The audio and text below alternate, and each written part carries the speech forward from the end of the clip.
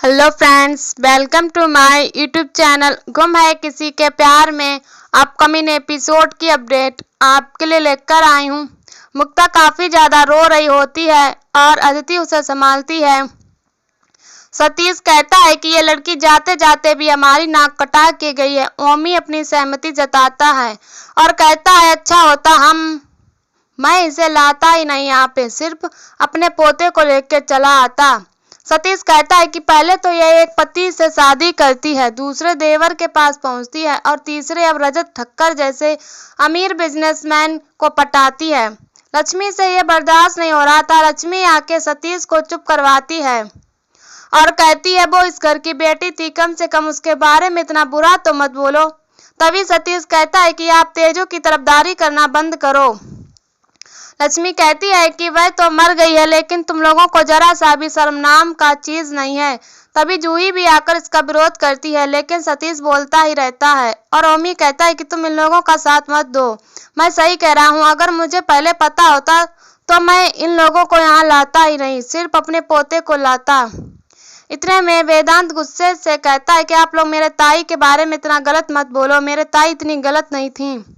इतने में मुक्ता को हार्ट अटैक आता है और मुक्ता को हार्ट अटैक आने के कारण मुक्ता गिर जाती है। तभी सतीश कहता है कि यह ड्रामा कर रही है, पानी मारो। लेकिन तभी वेदांत नील को कॉल करता है और तभी सभी लोग आज जाके मुक्ता को एडमिट करवाते हैं। डॉक्टर एडमिट करने के बाद उसकी हालचाल लेता है।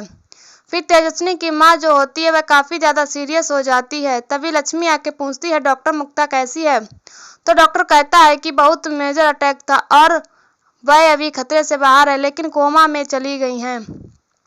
लक्ष्मी भगवान का शुक्रिया अदा करती हैं और पूछती हैं कोमा से कब तक वापस आएंगी। डॉक्टर कहता है कि इसकी कोई गारंटी नहीं है, आप लोग बॉस कीजिए, ये कब तक वापस आ जाएंगी। नील वेदांत को गले लगाता है और अफसोस जाहिर करता है।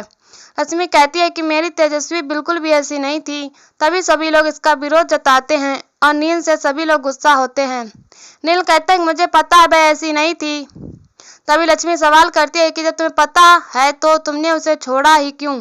अगर आज तुमने उसे नहीं छोड़ा होता तो आज तेजस्वी की यह हालत ना होती और वह हमारे बीच होती। तभी नील कहता है कि मैं सब कुछ जानता था, लेकिन मैं अपने परिवार से बचाने के लिए तेजस्वी के साथ ऐसा व्यवहार किया था और उसे वहां से भेजा था। लेकिन लक्ष्मी कहती है कि तुमने बहुत बुरा किया और तुमने ऐसा किया कि आज तेजस्वी को हम लोग खो चुके हैं। तभी वेदांत दौड़ के रोने लगता है। तभी नील उसके पास जाता है और कहता है चुप हो जाओ। वेदांत कहता है कि मेरी ताई अच्छी थी, सब लोग उसे बुरा भला कह रहे हैं। नील कहता है कि वह मेरी पत्नी थी और मुझे पता है कि वह अच्छी थी और मैं तुमसे वादा करता हूँ कि उस पे सारे लगे इल्जामों को मैं ठुकला के रहूंगा और यह साबित करके रहूंगा कि वह ऐसी नहीं थी। इधर भाग्यश्री रो रही होती है और घर में सभी के चेहरे पर मातम फैला हुआ रहता है। भाग्यश्री, तारा, रिद्धि सभी बहुत बेचैन होते हैं और सभी भी अपने पुराने बीते पलों को याद करके काफ़ी ज़्यादा इमोशनल हो रही होती है। तभी भाग्यश्री काफ़ी गुस्सा जाती है और सभी के पास आकर कहने लगती है कि मेरे बेटे के मौत की जिम्मेदार तुम हो। अगर तुम नागपुर नहीं आती तो मेरा रजत भी यहाँ नहीं आता और उसके साथ यह घटना नहीं होती। कितना अच्छा तुम कलेक्टर की नौकरी कर रही थी, लेकिन तुम्हें यह पुलिस खेलना था और तुम नागपुर आकर मेरे बेटे को खा गई। सभी कहती है कि मम्मी जी वह आपका बेटा था तो मेरा पति था। लेकिन तभी तारा आती है और सभी के मुंह पे एक गिलास पानी फेंकती है। कहती है जो हुआ भी हुआ है, तुम्हारे कारण हुआ है और मैं तुम्हें कभी माफ नहीं करूंगी। इतने में सभी कहती है कि अगर वह तारा का भाई था तो मेरा भी पति था, मैं अपनी जान से ज्यादा उसे प्यार करती थी, लेकिन मैं उसे बचा नहीं पाई और उसके साथ जो हुआ भी है कैसे हुआ ये मुझे नहीं पता। वह उस लड़की के साथ उस रात क्या कर रहा था। तभी भाग्यश्री उसको डांटती है और कहती है तुम मेरे बेटे के चरित्र पे उंगली उठा रही हो। सभी कहती है बिल्कुल नहीं मम्मी जी, अपने से ज्यादा खुद पे से ज्यादा उस पे भरोसा था मुझे और मैं ये प्रूफ करके रहूंगी। आप मुझे गलत मत समझिएगा, मैं ये प्रूफ करके रहूंगी। जो उसके दामन में दाग लगा है मैं उसे साफ करके रहूंगी। मैं ये प्रूफ करके दूंगी कि रजत ऐसे बिल्कुल भी नहीं थे और उस रात क्या हुआ था यह भी मैं पूरी दुनिया के सामने लाऊंगी। भाग्यश्री कहती है तुझे जो करना है कर और भाग्यश्री वहां से चली जाती है। तभी वहां बैठकर रोने लगती है।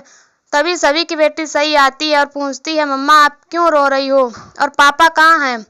सभी बताती है कि पापा आ जाएंगे बेटा, लेकिन बार बार सही कहती है कि मुझे मेरे पापा चाहिए और आप इस तरीके से मत रो। सही को संभालने की कोशिश करती है, लेकिन सभी को सारी सच्चाई पता है और वह सही को समझाती है, लेकिन बता नहीं पाती कि तुम्हारे पापा अब नहीं आ पाएंगे। वही सही से लिपट कर रोने लगती है। सभी रजत के अस्थि कलश को ले उसे पानी में डालने के लिए नदी किनारे खड़ी होती है और नील भी अस्थि कलश ले वहां खड़ा होता है। दोनों एक दूसरे के अस्थि कलश को देख रहे होते हैं। जहां सभी हाथ में अस्थि कलश लेकर रजत से प्रॉमिस करती है, वहीं नील भी हाथ में अस्थि लेकर अपनी बीवी तेजस्वी से प्रॉमिस करता है। सभी कहती है कि तुम भले ही इस दुनिया में नहीं हो, लेकिन तुम्हारे कातिल को मैं सामने ला के रहूंगी और तुम्हारे ऊपर के दामन में जो दाग लगा उसे मैं मिटा के रहूंगी। रजत भी यही कहता है कि तुम मेरी पत्नी थी और मैं तुमसे काफी प्यार करता था। मैं जिंदगी भर अपने आप को बेगुनाह नहीं मान पाऊंगा, क्योंकि मैंने तुम्हारे साथ बहुत गलत किया, लेकिन तुम्हारे ऊपर जो दाग लगा है मैं उसे हटा के रहूंगा।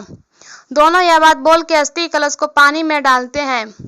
वहां पे दोनों के परिवार वाले खड़े होते हैं और काफी ही इमोशनल माहौल हो जाता है। जहाँ पे रजत के साथ जीतू काका और मंजरी ताई आई होती हैं, वहीं पे सभी के साथ रिद्धि और भाग्यश्री आई होती हैं। फैमिली वाले भी काफी ज्यादा इमोशनल होते हैं। मंजरी ताई भी रोने लगती हैं। वहां पे सभी अस्थि कलश को डाल के अपने अपने घर जाते हैं। सभी जहां घर आती है तो देखती है सही अपने पापा का वेट कर रही होती है। सही अपने पापा से पूछती है कि पापा कब आओगे, अब जल्दी आ जाओ, मुझे यहाँ मन नहीं लगता है, मैं आपके बगैर नहीं रह पाऊंगी। सभी यह सब चीज देख के इमोशनल होती है। तभी दाई आती है और कहती है दीदी आपके लिए गिफ्ट आया है जो रजत भैया ने आपके लिए बुक किया था। सभी वह गिफ्ट लेती है और गिफ्ट खोल के देखती है, जिसमें एक सुंदर सा पीली सी साड़ी होती है। इधर नील के पास भी एक गिफ्ट आता है और उस गिफ्ट को नील खोलता है तो देखता है कि तेजस्वी ने MA की एग्जाम को क्लियर कर लिया और बल्लन के साथ उसे भी एक गिफ्ट आता है। सभी उस साड़ी को देख के काफी ज्यादा परेशान होती है और सभी उस साड़ी पे इमोशनल नोट को देख के काफी ज्यादा दुखी हो जाती है कि रजत अब मुझे छोड़ के क्यों चले गए। इधर नील भी तेजस्वी को याद करके काफी दुखी होता है और अपने आप को पियानो के साथ इतने तेज से गाना गाता है कि उसके हाथ से खून निकल जाता है। सभी काफी रोने लगती है और अपने पुराने पलों को याद करके लगती है। दोनों एक दूसरे को याद करके काफी ज्यादा इमोशनल होते हैं। तभी सही आती है और कहती है सही मम्मा मुझे पापा चाहिए, पापा कब तक आएंगे, बहुत दिन हो चुका लेकिन पापा अभी तक लौट के नहीं आए। सही को सभी समझाती है कि बेटा पापा आ जाएंगे, लेकिन कुछ वक्त दो। सभी मन में सोचती है कि मैं तुम्हें चाय के भी सच्चाई नहीं बता पाऊंगी। तभी सभी को बोलती है कि तुम आंखें बंद करो, मैं तुम्हारे लिए कुछ अच्छा करके आती हूँ। और वहाँ पे सही अपनी आंखें को बंद करती है और सभी रजत का ड्रेस पहन के वहाँ आती है और पापा का रोल निभाती है। सही हंसने लगती है और कहती है आप मम्मा पापा दोनों बन गए हो। और सभी ये बात सुनकर काफी ज्यादा इमोशनल हो जाती है।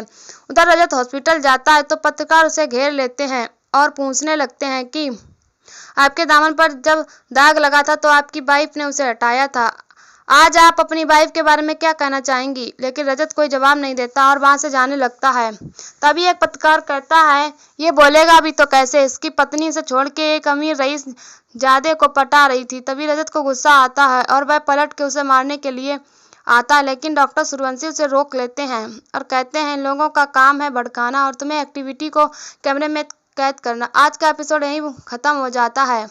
आने वाले एपिसोड में देखने को मिलेगा कि जहां सभी इंटरव्यू दे रही होती है वहीं पे एक आदमी यानी कि उसी का कलीग कहता है कि मैडम यहाँ रात में ड्यूटी देती थी और साहब बाहर जाकर मुंह मारते थे। ये बात सुन के सभी आती है और उसके कॉलर पकड़ के कहती है तुम ये कैसे कह सकते हो कि सारी गलती रजत की है, वह लड़की भी तो गोल्ड ट्रिगर हो सकती है, वह लड़की भी तो इसे फंसा सकती है। तभी नील आता है और कहता है जो बोलना था वो बोल दिया। सभी मैडम एक लफ्ज भी मेरी बीवी के बारे में अब मत कहना, मेरी बीवी क्या थी ये आपको बताने की जरूरत नहीं है। और यहीं पर एपिसोड खत्म हो जाता है। ऐसी वीडियो देखने के लिए हमारे चैनल को सब्सक्राइब करें एंड वीडियो को लाइक करें और हमें कमेंट में बताओ वीडियो कैसी लगी। तब तक के लिए बाय बाय।